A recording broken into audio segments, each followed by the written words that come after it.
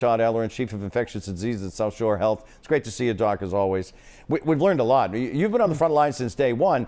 So how does our situation now compare to the worst case scenario you had in your head maybe 1 year ago? Hi, Ed. I think when I think back about a year, it's somewhat like the best of times, the worst of times. I never thought that the U.S. would be leading the world in cases, hospitalizations, and deaths. So that's the bad news. But the good news is that it's also amazing that within a year, we've come up with such coordination and collaboration on a global effort to come up with these vaccines that are hopefully going to be the light at the end of the tunnel. So I think it's a combination of that. Certainly, as far as treating patients, we're in a better place than we were. Steroids, oxygen, anticoagulation, those things are saving more lives. And it has been incredible, and the advances and just pushing this ball forward and getting through this pandemic. But there have been some bumps, and that includes this vaccine rollout. So today, we actually reported this yesterday, a lot of people are anxious to jump this line. They want these shots. And we're seeing that they're offering to drive people 75 and older to qualify for a shot as a so-called caregiver, even if they're not. So people are desperate to get these shots. Some people are doing anything they can. We're still at 75 plus. So from a public health perspective, what are your concerns? Well, Maria, first of all, the digital race for vaccination is leaving many seniors unvaccinated. So I think we have, since they're the most vulnerable group, we have to do everything we can to prioritize them. And I think what that means is not just picking them up and taking them places, but making it easier for them. I think we have to bring the vaccine to them. So whether it's senior centers, council for aging, let's bring the vaccination to them. But we have to prioritize them. They're the most vulnerable group. That is a smart decision.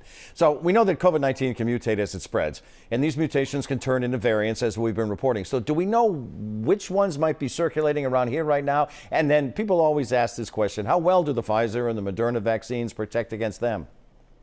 Ed, well, you've heard us say before that we need to measure more. We need to do more genetic sequencing so we can know what the variants are that are dominating. We think of the variants that we've heard about, the 117, the one that originated in the UK or was first described in the UK. That's probably more common than some of the other ones. But again, we're going to know more over time as we sequence and then share our discoveries with other parts of the country and other parts of the world. As far as Moderna and Pfizer vaccine, we think that they will be effective at least against the 117 variant from the UK, but really the treadmill test in the real world remains to be seen. Vaccine developers are saying that right now they're working on these booster shots to combat some of these variants. So do you think, and this is what we've been asking, is it likely that people who are getting their vaccinations right now, maybe even a month from now, that they're going to need another shot later this year?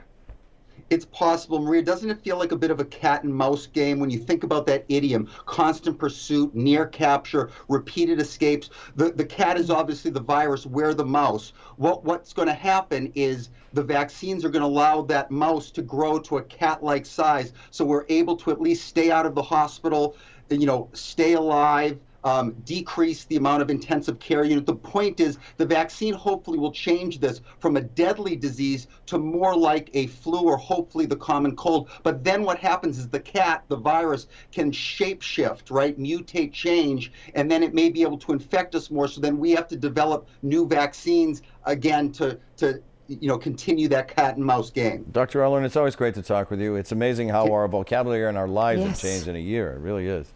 Always learning something new. Okay, Dr. Ellerin.